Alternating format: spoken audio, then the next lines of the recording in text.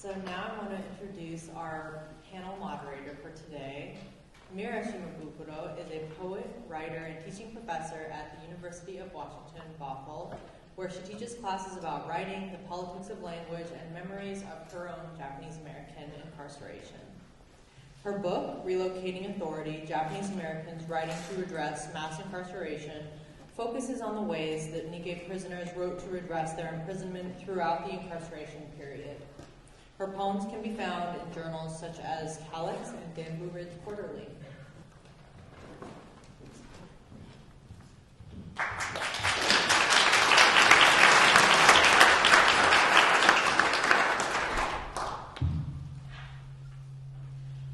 Thank you.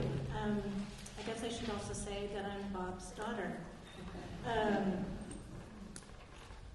We used to joke a lot about, these types of events and when he would be Mira's father and I would be Bob's daughter. I'm going to introduce the panelists today, and I have in front of me sort of what I consider boilerplate bios filled with informations of the amazing work that Peggy Nagae, Frank Abe, and Chisao Hata do. All of this work, in my opinion, is vital and important to the communities in which we live and move through. But it's all Googleable information. So I thought that I would actually introduce them based on how I know them and the ways in which they have supported me. I've known each of them since I was 6 years old, and I'm 51 now. So Peggy Nagae is a Sansei who grew up on a farm in Boring, Oregon. She's also the lead attorney for Min Yasui, and of course worked with the other lawyers for Gordon Hirabayashi and Fred Korematsu in reopening their World War II Supreme Court case. Peggy also is the person who recruited my father into the Redress movement. And so in many ways, Peggy's responsible for beginning that journey of my dad and really, in my estimation, beginning some of the work that I would later go on to do as well. So please welcome Peggy Nagae.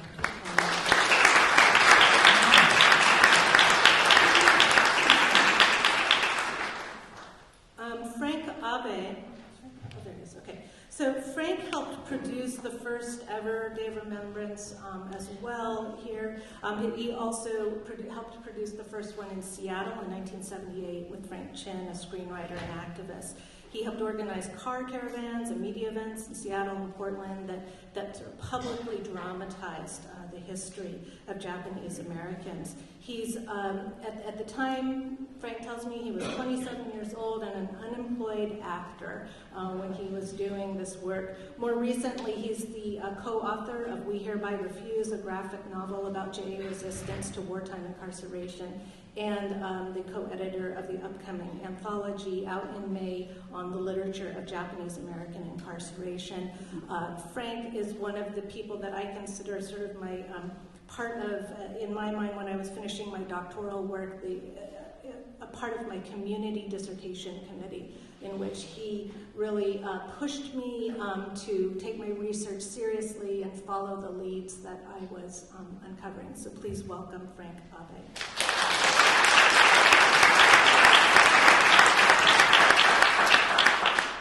And you've already met, but let's welcome Chisao Hata, who was also one of the Sansei who helped organize the first Day of Remembrance. She's been a performer and educator, social justice activist, creating original performances with themes of history, identity, place, and peace. She has been the founding member of many things, but she's also created the Living Arts program at JAMA, which focuses on community building and intergenerational healing. She is also was one of my father's oldest longtime friends, and I grew up with her children, and her daughter Elise and I are the same exact age, and we sat together through that entire program when we were 6.5 years old, and we were freezing at the Expo Center, but we sat through it, and it was the beginning of our community education. Please welcome her.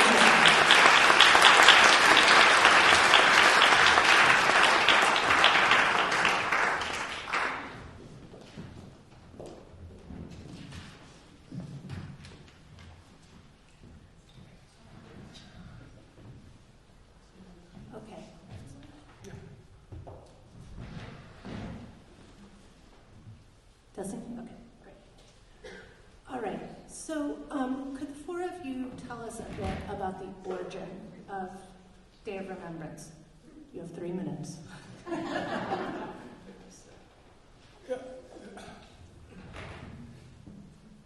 A lot of you, by the way, I'm curious, how many in the audience were actually here 45 years ago to the day at the Portland Expo Center for this event, besides me? Anybody? You were there, okay. So a handful, okay. So I have to tell you that back in the 50s and 60s, as many of you will remember, that was a time for Japanese Americans to work hard, lay low, and not talk about the camps. Whenever the subject of the camps, war-time incarceration, came up in public, TV, radio, the message was always the same. Those weren't concentration camps. They were relocation centers. You were in there for your own protection. Remember Pearl Harbor?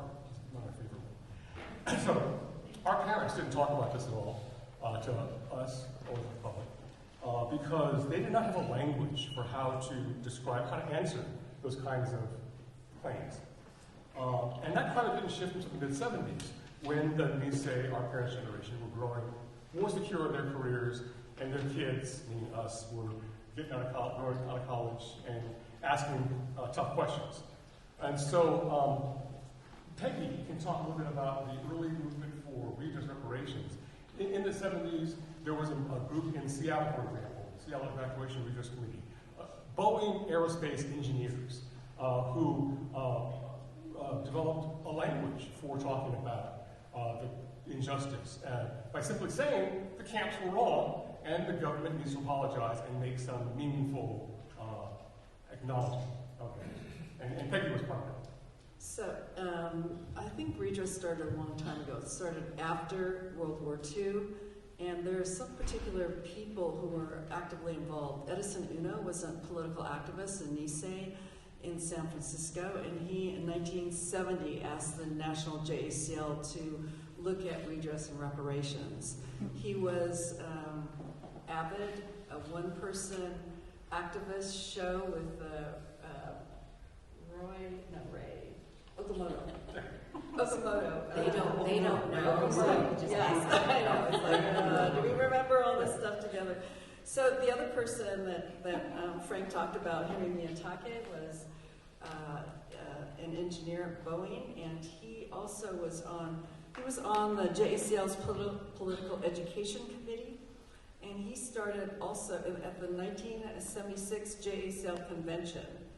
He started bringing ideas about redress, and they voted for redress, but they didn't do anything about it. They voted for redress again, and then decided to go with a commission that was created, a congressional commission. I was on the National Redress Committee in 1978, where we formulated the $20,000. We formulated it. Was it 25,000? Oh, okay, 5,000 more. Yeah. So $5,000. But really, there are a couple of us lawyers on the committee, and there was no way to be able to formulate something that was reasonably like a penny a day for the incarceration plus the interest for 40 years. I mean, it just didn't happen. So we essentially just pulled it out of the hat. So in 1978 at this convention in Salt Lake City, Yes. the signing out on a banquet speaker was a California senator named Chisao Hata, California, junior senator. Made his name shutting down student protest at San Francisco State University, went to the Senate. And he reacted violently, interviewed in his hotel room after the convention. A reporter asked him, what about this $25,000 for each Japanese American incarcerated? What do you think about this? And Hayakawa's response was that it was absurd and ridiculous. The relocation was perfectly understandable. Even JCL supported it at the time. And this was printed in the Wall Street, in the Salt Lake City Tribune, picked up by Associated Press, carried nationally. Wall Street Journal picked up the theme, joined the attack, accusing us of guilt mongering, of snapping at compensation for ancient wrongs under the guise of human rights, and condemning a broader society in which collective guilt for past sins has become a commodity to be traded, mongered, and exploited by supposedly trying to trade 3 years in camp for cash. I want to read you real quickly Shosuke Sasaki's appeal for action in the Seattle Redress Committee. Shosuke was the conscience of the Seattle Committee with Henry. And because I mentioned language, and not having a language to answer remember Pearl Harbor. And Shosuke wrote in the appeal for action, which was circulated all JCL chapters in a cassette tape. Passive submission or self-abasement when confronted by government tyranny or injustice was alien to the beliefs held by the founders of this nation, he wrote. By custom and tradition, any American who's been injured as a result of false accusations is expected to bring those responsible into court and obtain a judgment clearing his name and awarding him monetary damages from the offending parties. Failure by the slandered or libeled person to take legal action against his accusers is often regarded by the public as an indication that the charges are true. And this was tough. I'd never heard any Japanese American talk like this in my lifetime. I was 27 at the time. I know my eyes are open by this. Also, we need to know that the Oregonians supported S.I. Hayakawa's letter. Richard Noakes, publisher of the Oregon. Right, said that it was unfortunate, but there's nothing we can do about it. So in this area, it was not well received. And so in Seattle, Henry, Miyazaki, and Shosuke, they felt the issue slipping away. Enter the scene the Chinese-American playwright named Frank Abe, who was covering this story at the time. Frank recognized, he came to me and said, Japanese Americans are making a bold move, but they're in danger of losing public opinion. You need the public on their side. If you lose redress, you lose Japanese American history. And if you lose your history, you kiss Japanese American art goodbye. And he knew how to push my buttons that way. So I was recruited to spend the next 2 weeks with my then girlfriend Kathy Wong to organize the first Day of Remembrance in Seattle, car caravan to Seattle Fairgrounds. Very successful. In the car caravan from Seattle to Portland, for the first time, parents opened up, the memory of being removed from Seattle at the time, opened up the parents to their children, and for the first time, told their own story to their kids about, this was like, I had to leave behind the cat, and I thought of school, and like that. And so it was the event that burst open the tomb of Japanese American history, as anthropologists have said. And then, Frank, how did it come to Portland? Bones Onishi, Harold Bones Onishi, a physician, and Jim... Teacher. Counselor. Thank you. So, Jim Tsujimura, Dr. Jim Tsujimura, was an eye doctor here in Portland. And they came and they were blown away by the turnout and emotion response. About 2,000 people. 2,000 people turned out. It blew us away, too. And said, we want one of those here in Portland. And so Kathy and I were just basically hired to come down here as outside agitators and spend 6 weeks here from January to February. Right. They got $25 a day. Yes. I have these notes in my original file here, and gas, and a place to stay. George and Nobi Azamana arranged me to stay at the home of Robbie Rowe and Phil Rowe in the Dalles. And we spent this, organizing, and that's why I met Peggy and Chisao. Joyce. At the time. I'm trying not to say Joyce. That's how I know you. Yeah, I claim my identity. Oh. My maternal grandmother's name is Chisao. I wanted to lift up Frank a little bit because, as this Frank mentioned, his role was pivotal. And you back up a little bit when Lauren mentioned the Asian American movement came on the heels of the civil rights movement. So all along the West Coast, particularly in the universities, Asian American student unions were being formed, and it came to Eugene at the University of Oregon.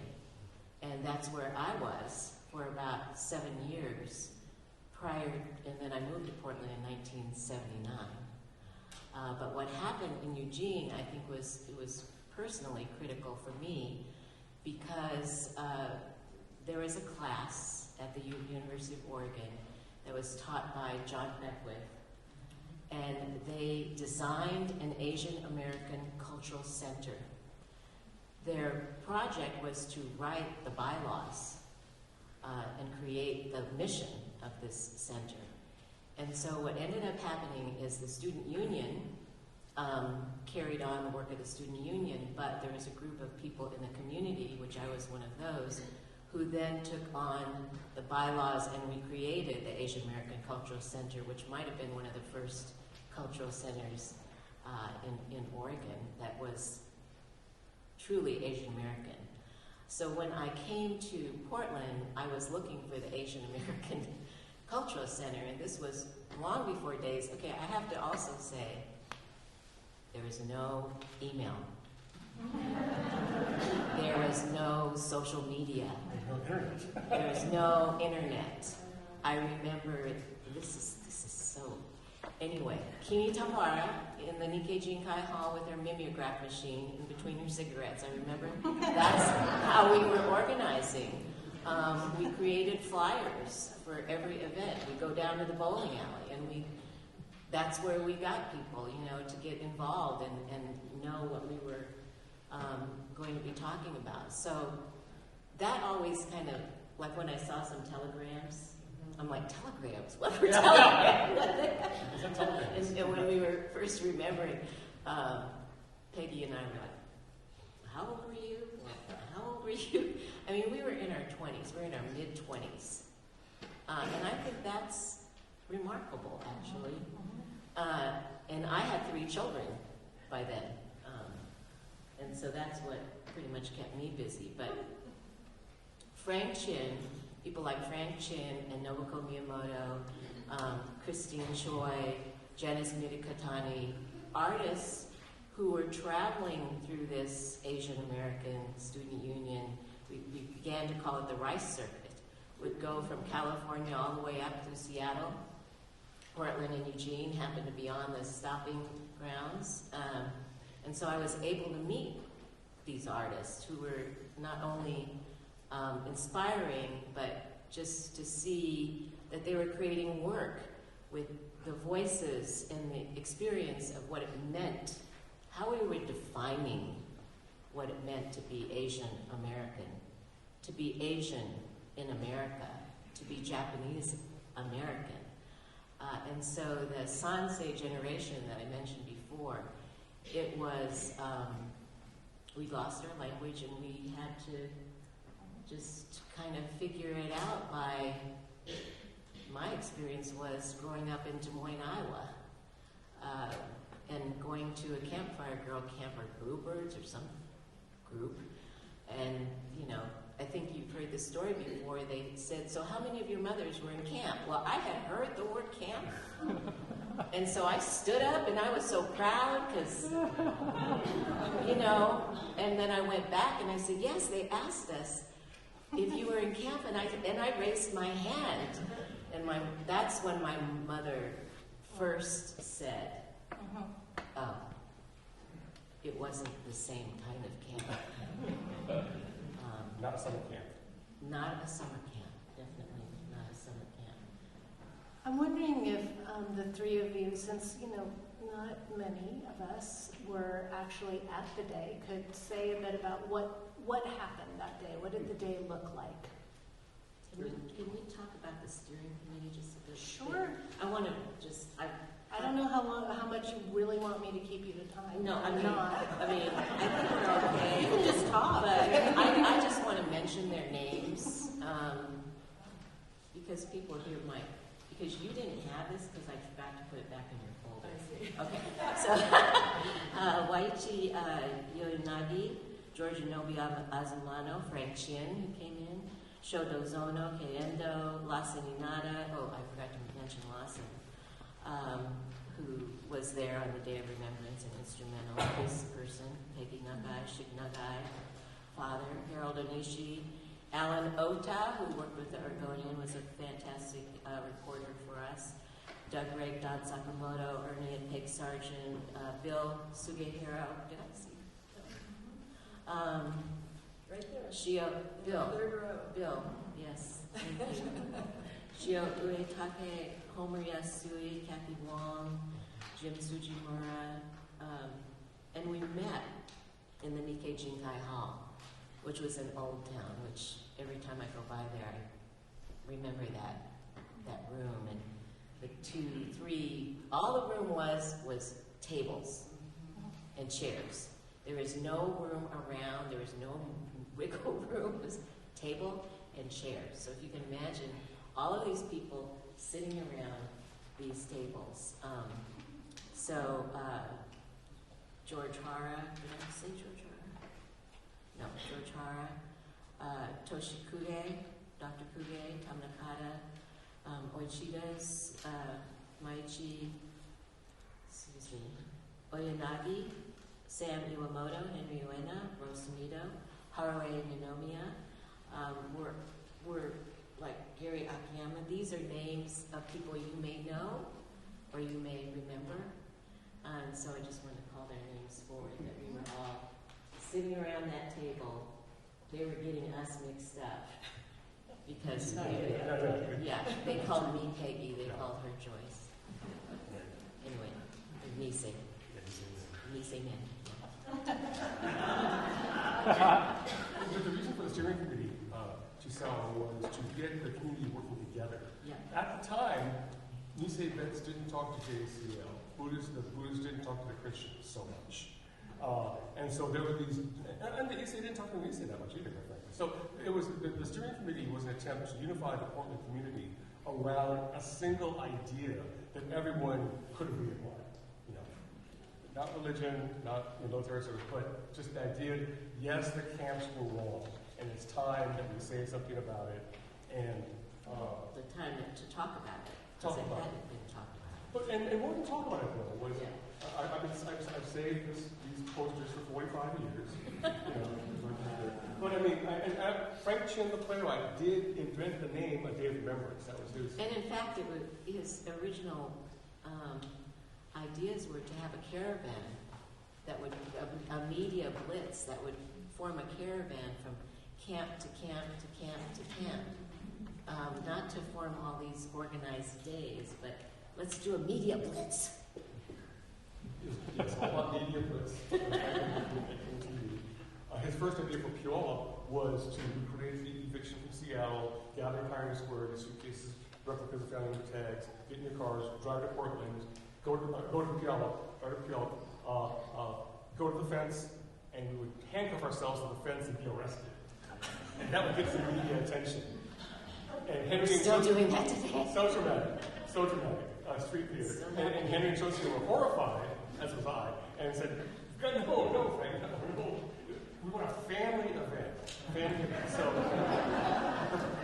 we made it a potluck, go with the speakers and a potluck and a camp talent show, and phrasing the poster as an invitation that we request the pleasure of your company for the but more importantly, Frank wrote these 2 lines here. Remember the concentration camps, stand for redress with your family. The important thing was to bury the word redress inside the poster so that it was still clear. This was not just talking about it, not just commemorating, it was action. When it was political. Getting behind Peggy's National Redress Committee. And then framing around both a car caravan from Eugene and a car caravan from Seattle that would come to Portland Expo Center and meet. Portland Expo Center, of course, being the Portland Assembly Center, historically, where people in Portland were sent, the livestock hall. Livestock, Portland Livestock Exposition. You know, and so the 2 would meet here at the Expo Center. And then Dr. Kuge, Coach Kuge, had been working for 2 years to get a plaque to memorialized the Expo Center as the Assembly Center. And so that finally happened around this time, and so joined the plaque dedication. And all the co-sponsors here. So it was framed as a family event, and based on the turnout in Seattle, it showed people, Japanese Americans across the West Coast, that you could come out in public and stand for redress with your families, and there would be no mobs, no angry whites, no white backlash, and a media blitz getting the public opinion on our side, getting the media on our side. So, how many people came out in Portland? 1,500 or At least 1,500. 1,200 to 1,500 came out. And some of the things we did was, and I still have this, is they signed these family tags, and so I have my mother's and my father's tag here after 45 years. So Mira, do you have another question? Yeah, I want to do a time check on where we're at, because I will prioritize. We're good. That's my other question. We're so good. We're so good. We're so good. Okay. Let's see. I'm wondering if you can say, maybe just tell like a specific memory that you have from the actual day in terms of how things unfolded. Well, I'd not met Minoru Yasui before, so this is the first time that I saw him, met him. I worked with Homer, his brother. We were co-chairs of the Portland Redress Committee. We resigned in protest together one time, and then they brought us back. So when Ben stood up to talk, and he had this booming oratory voice that went throughout the hall, it was like, wow, where did this guy come from? And little did I realize he was from Hood River, Oregon, and he was born and raised about 40 miles from where I was raised in Boring. So that was really a monumental moment for me. There's a couple. One, it said, bring your own potluck, but there was a group of mostly women from the churches who made about 2,000 bento. And I remember them just cooking and organizing and everybody getting fed. It was miraculous to me. And it was all gochiso. It was all really good Japanese. It wasn't like throw some food together. They had put some thought into this food, into feeding the people that came. The other thing for me, because I was more the behind the scenes kind of person, and we did an exhibition, and we called for people to bring their artwork, their whatever they had in camp, and they listened, but not before. They brought it the day of. They brought it the day of the event. So I think it was Bob and I. We were like scrambling, trying to make the tags, trying to set everything up so it looked nice. And so we were just in another place. We missed a lot of the program, the Nisei vets. I do remember one thing about the program, and that was the Nisei vets, 442 families that lost their sons. They had the seats for them in the audience. I remember that. There was color guard. And almost a guy in logos. Yeah. I wanted to call her. She's still with us here with the Minadoka Swing Band. I remember someone commented that the event reminded her of a pre-war Issei community meeting with lots of speech making and children running around. One of which was you. She was quietly sitting there. Yeah, I'm sure. My memory is this horrible. I have horrible memories of the day. But Tricia Toyota was a TV reporter. Isn't she from Portland? Yes, she is. She was Kathy Kuber. And Kathy Kuber at KETU at the time.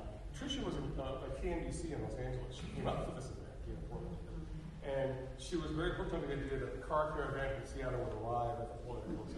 She wanted to get it on camera for TV pictures. But the caravan was nowhere to be found. Check that. The caravan arrived early, and Tony Moriguchi was leaving the caravan from Seattle. And I had to send him back to Jansen Beach because Trisha's cameras weren't ready. And then I had to go to a phone. There were no cell phones back then, right? So I go to a phone booth and go call them up and so, okay, bring the cars now. Yeah, so Tony let the car get managed her. But so Trisha got her pictures for ABC. What, when you think back to this time period, like what do you feel like were the driving issues? Like what sort of, like the political context, if you can think about that? Fear and Day of and Remembrance. anger. Yep. Yeah, definitely. Fear The and anger took issues off, and a lot of the decisions were consensus, which led me to eventually leave organizing.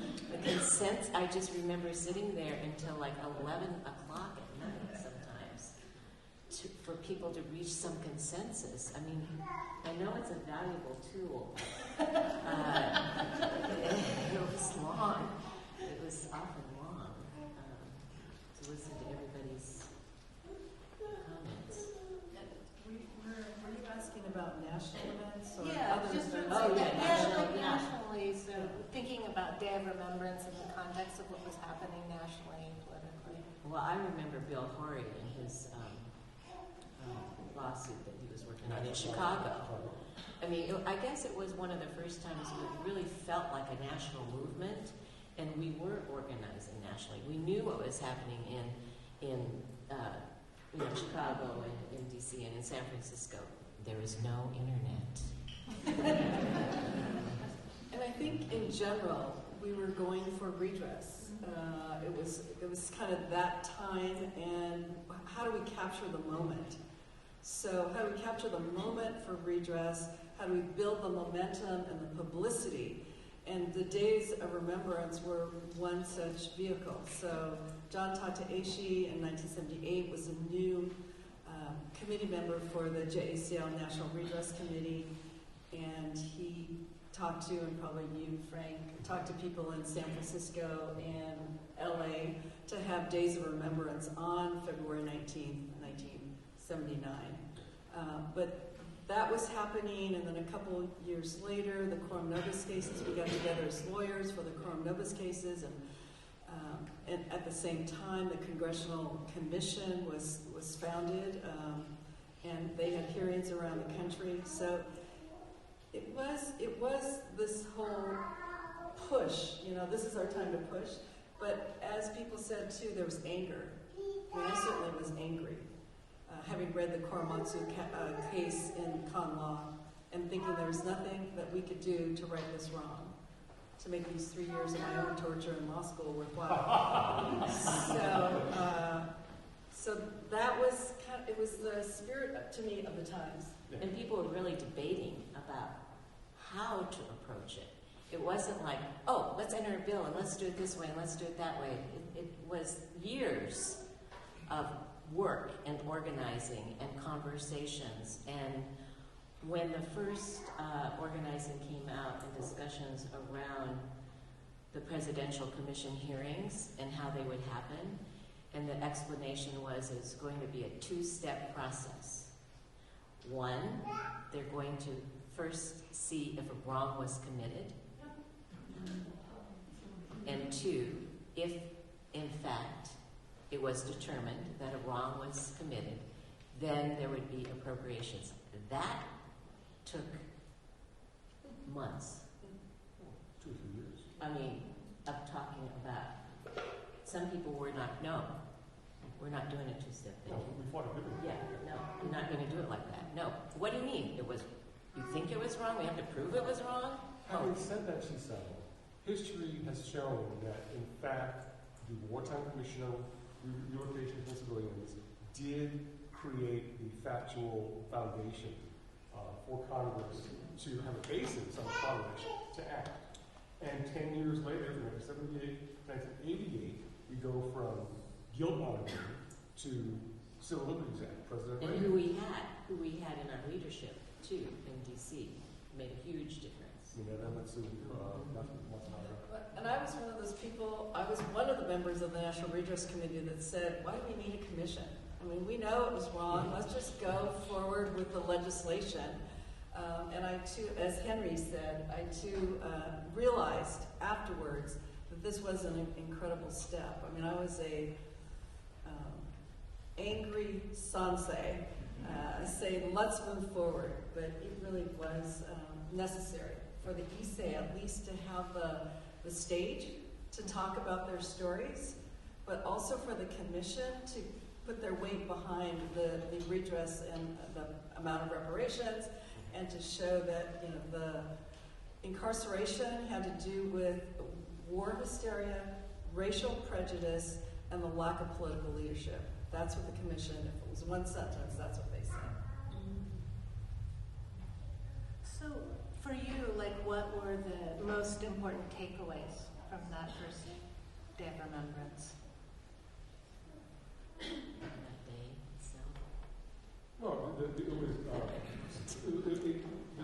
Days of Remembrance, Seattle and Portland, lit the spark for the popular grassroots campaign for redress. Took it out of just JCL national conventions, talking to themselves, out in the public, and getting public opinion turned around on the issue, so that within a 10-year span, which is a remarkably short legislative span for legislative change in the U.S., 10 years, to get from bill monitoring to civil liberty.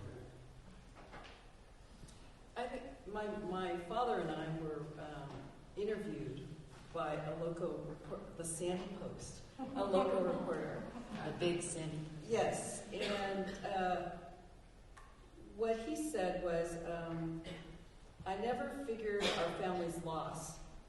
I'm not counting my chickens, but some kind of redress should be made, whether to a group or individuals, I'm not sure. And then it said, well, conceding that redress is a touchy subject, Peggy believes it is valid.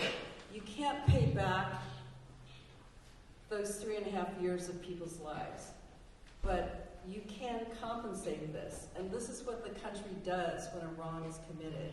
They do monetary compensation.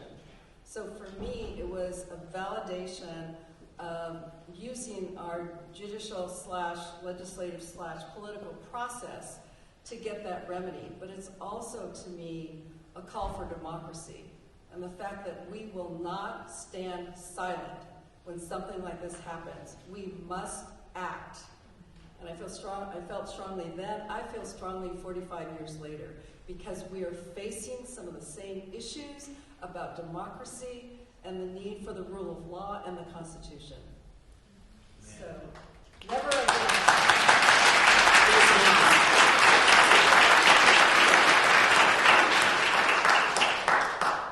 We should add that the redress was not for property losses.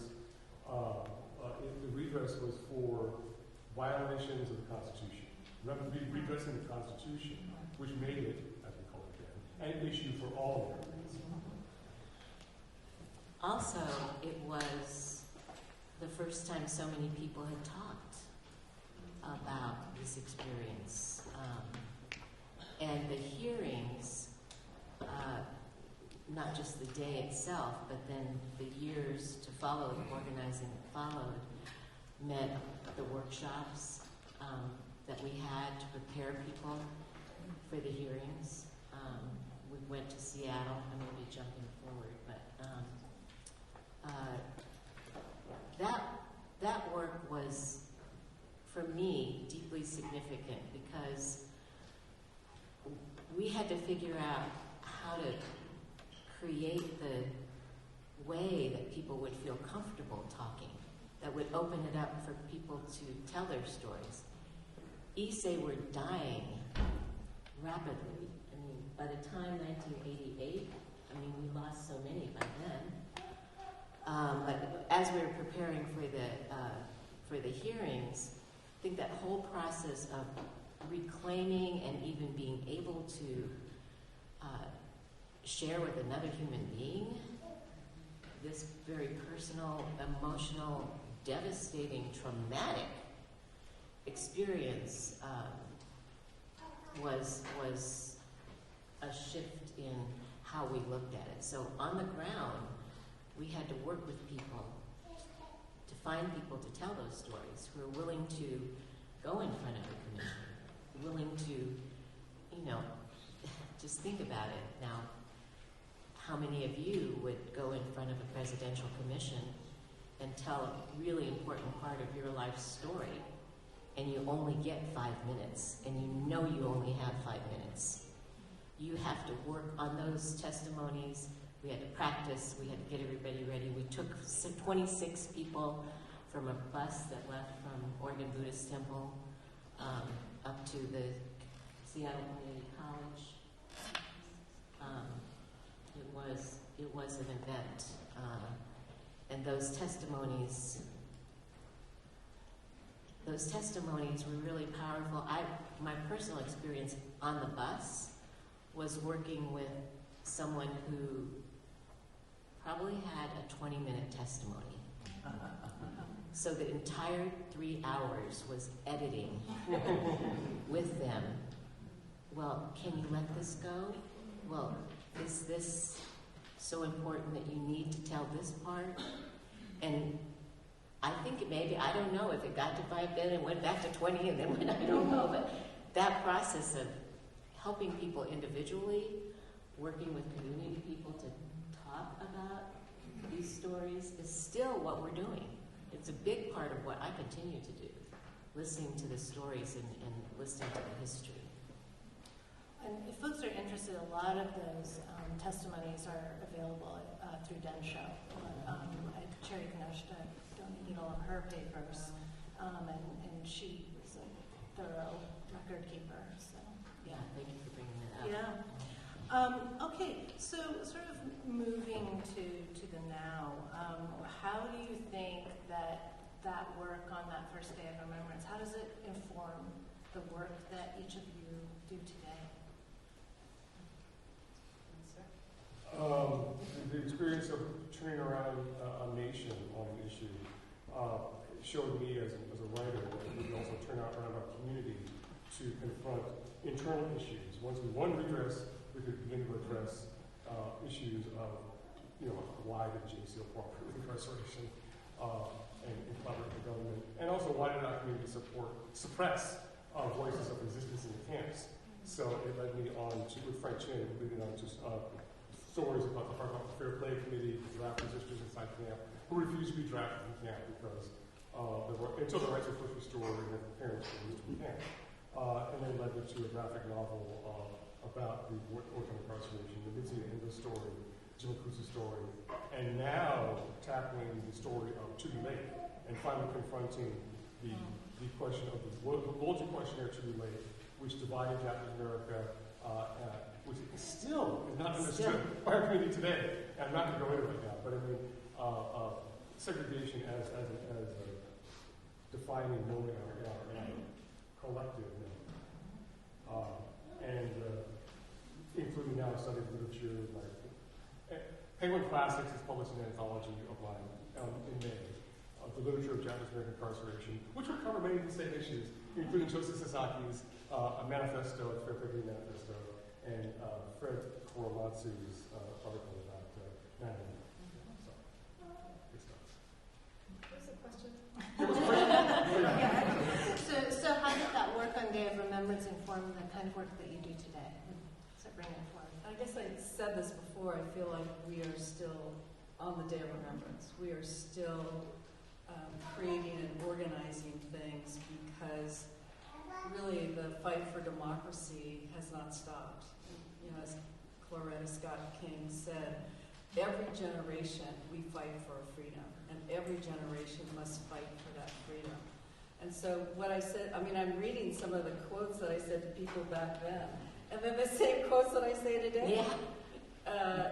I said that JCL wants public acknowledgement of an American experience that has been swept under the rug. Redress is an issue for every person that wants to protect our democratic process and who believes that America stands for individual and civil rights as guaranteed by the Constitution.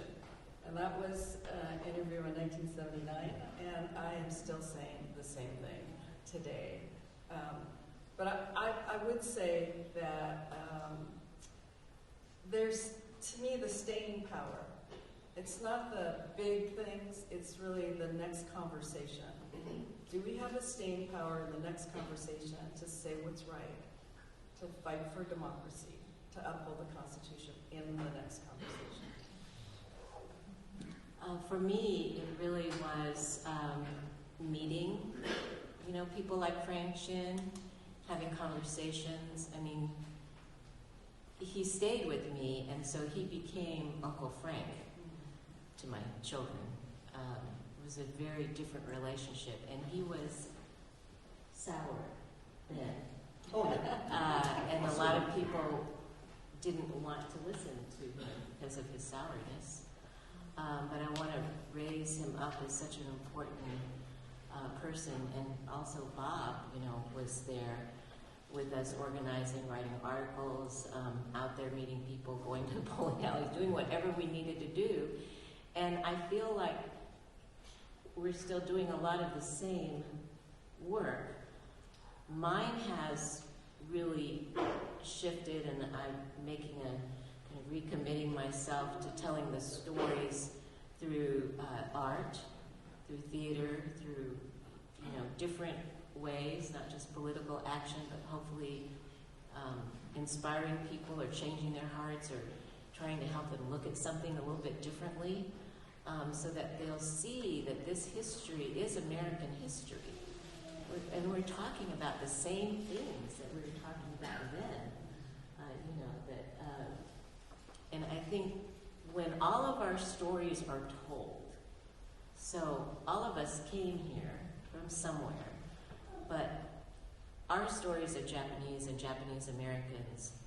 This story of the violation of civil rights is essential to American history. And if it's not required and everyone can't speak about it, I'd probably more people say, I never heard about that before. You mean that was in Portland? There's an assembly center? People were held there? How many people don't know about the 15 assembly centers and about the rememorialization of these historic places that's still happening, that we're still working on? The stories that we're still telling, the 75 sites that have been brought back up again. The Ereisho, the Book of Names that was created by Reverend Duncan Williams, and the statues. It just seems like we all are going to have to continue this work. It's important to remember the root, though, of it. It's not just here we are today and this is what we need to do. There's a connection to all of those movements, of all of those people who stood up for what they believed as being the American democracy that we're losing. So as we wrap up, I'm wondering if you can leave us with just some pearls of wisdom about organizing, especially given the sort of thoughts about the need for staying power and continuing the work, because there is so much necessary work to do today across many issues that intersect, I think, with the campaign for redress and reparations. Well, Days of Remembrance have become an opportunity for our community to stand in allyship with others who are similarly targeted as we were, and to be the friends that we didn't have or most of 42. So, after 9/11, let me go back to in the 80s when Japanese economic imports threatened the livelihoods of people in Detroit. There's a big murder victim Shin, Detroit auto workers, blaming the economic program.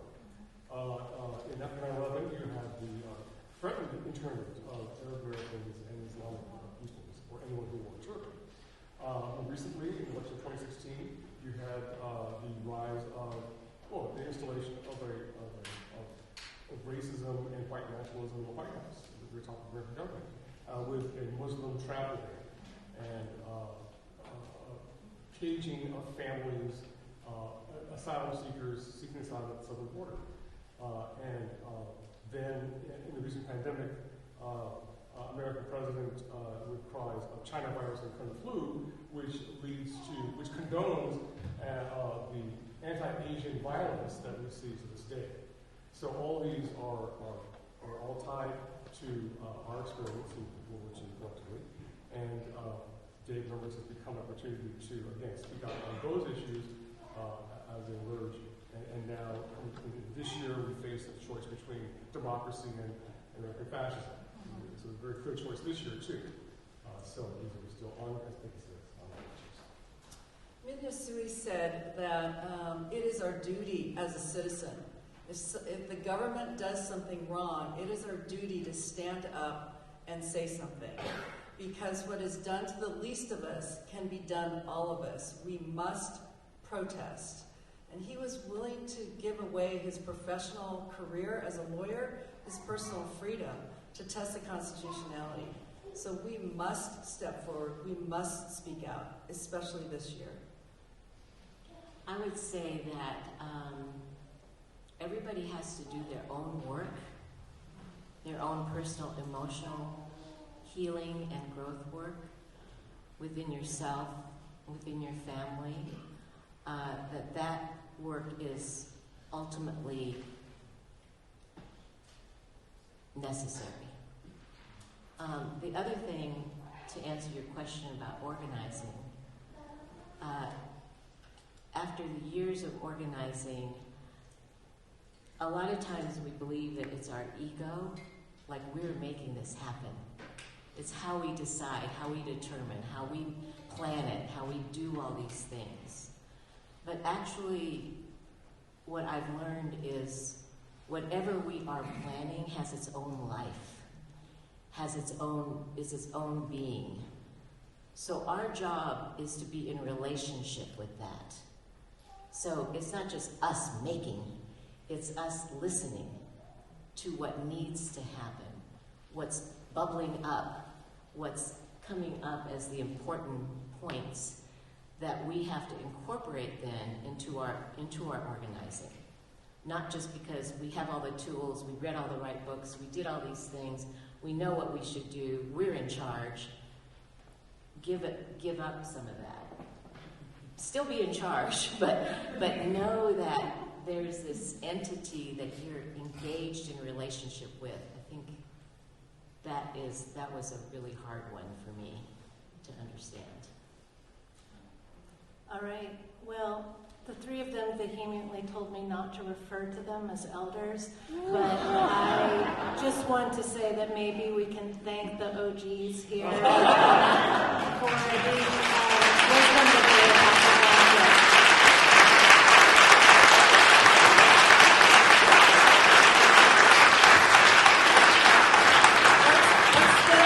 Let's thank Mira.